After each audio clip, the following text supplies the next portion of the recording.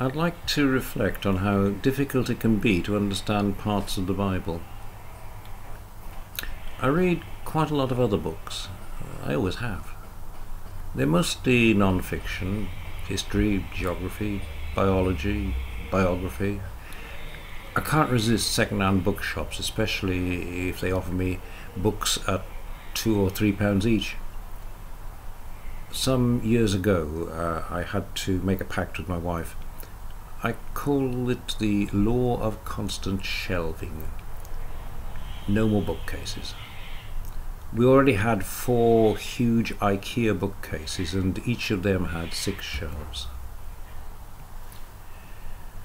I often give up a book halfway through, or maybe sooner, getting tedious. It's repeating itself. It's made its point long ago, and now it's just playing variations on the theme. But it's unusual for me to give it up because I don't understand it. By and large, I do understand what I'm reading. Or at least I think I do. It's different with the Bible. There's lots I don't understand. And sometimes I get impatient with it. Like just the other day, I wasn't getting impatient with myself, I was getting impatient with the Bible. I was arrogant enough to assume that what I was reading was at fault. Of course, it couldn't be my fault, but I couldn't understand it. I could show you what I was reading. I could show you how I did eventually come to understand it, but that's not the point.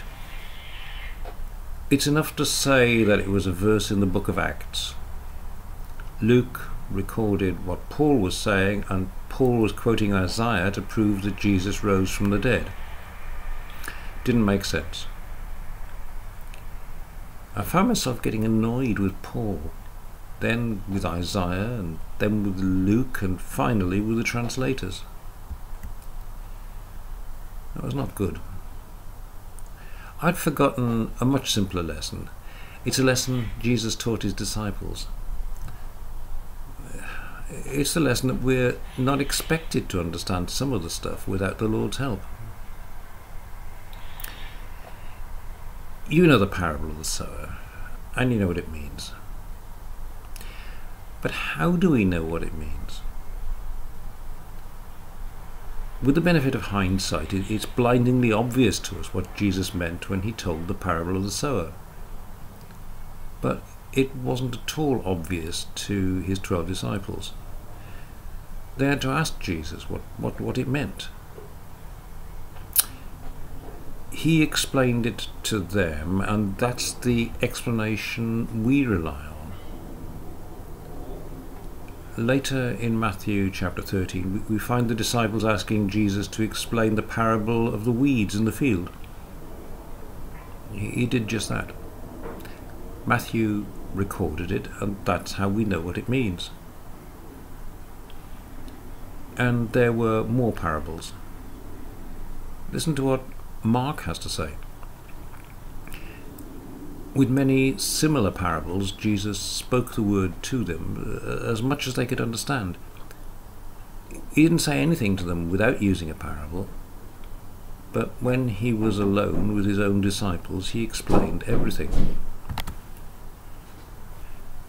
The Lord explained what they couldn't understand. They had to go to him for the explanations. They had to depend on him. He explained everything that they needed to know. I often use a simple little prayer before I pick up my Bible. I guess I forgot to use this prayer when I got cross with Paul and with Isaiah and with Luke. It goes like this. Lord, please help me to understand what you want me to understand. Frankly, there's no need for us to understand everything that's in the Bible, and it's arrogant to think that we have a right to understand it all. But the Lord does want us to understand enough of it for our own good. So let's make that the closing prayer of this reflection for all of us. Lord, please help us to understand what you want us to understand. please.